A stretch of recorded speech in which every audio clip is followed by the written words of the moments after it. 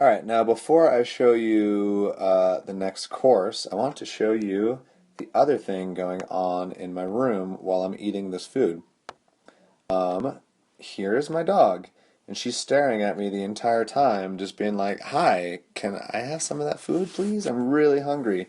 Okay, just honestly tell me, how cute is that? And I just looked over at my dog, and she is so freaking cute right now, so I'm going to take another picture of her, and I'll show you that in the next video. Alright, I snapped that picture. I'll show you next time. Let's go ahead and do problem 4. Okay, f inverse of g of negative 3. Do the inside thing first, inside thing being g of negative 3.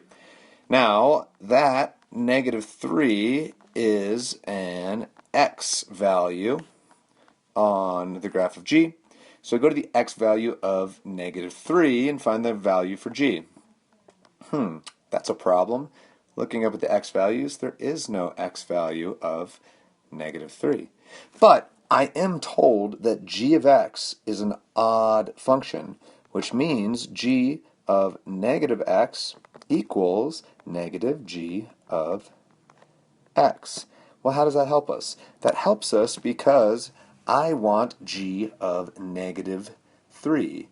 And I don't have it, but I do have g of 3, which means if I know that g of 3 is negative 2, g of negative 3 has to equal positive 2. That's what an odd function is. Opposite x values give you opposite y values. So, g of negative 3 is just 2. So this problem becomes, what is f inverse of 2? Now what is this saying?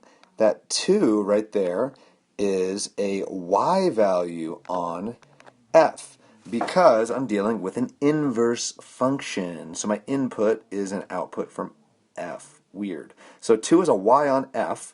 So go to your f row, find where the y value is 2. That's right there. Use the corresponding x value. That's right there. It is 0. That sounded really weird because I was starting to burp while I was saying it, and I tried to hold it in.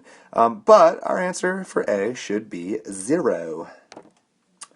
Alright, what about B? Let's do g inverse of 0 first.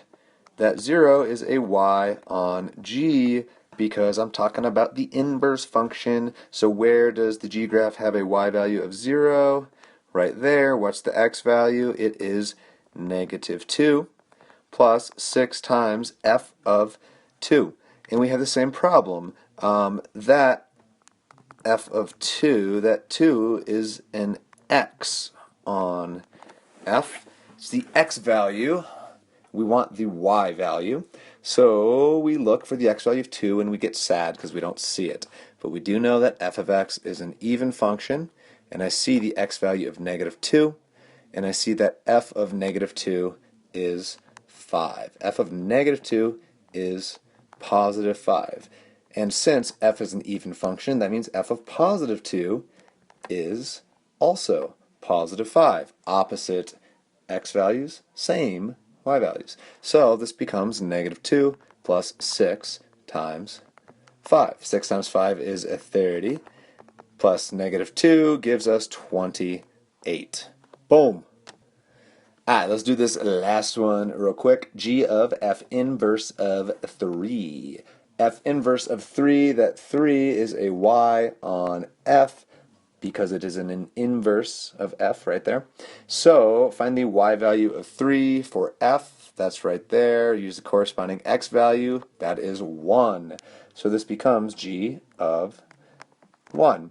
And what is g of 1? Well, I lost you somewhere. G of 1 just says, well, 1, that is an x value on g. So go to the x value of 1, there's the x value, go to the g row says that it is negative 1, right there. So there you have it, your 3 answers for F.